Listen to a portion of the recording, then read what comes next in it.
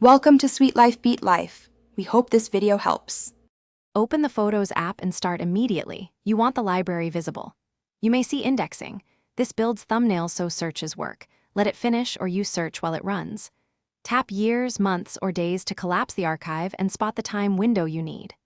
Once done, type a person's name, location, or object into the search box to filter results.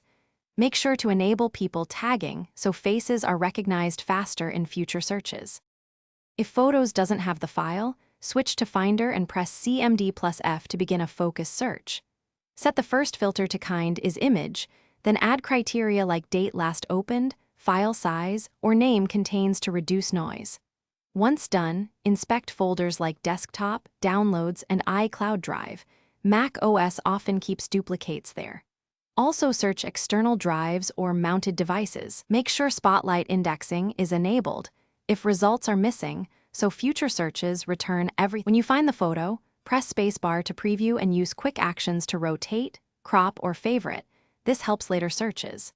If a picture seems missing, check Photos recently deleted and Time Machine backups to restore it. If Finder or Spotlight fails to show expected images, force a Spotlight reindex in System Settings Siri and Spotlight Privacy by adding and removing your disk. This rebuilds the index. If problems persist, restart and verify disk permissions to resolve lingering indexing issues. Thanks for watching. Consider subscribing if we helped you.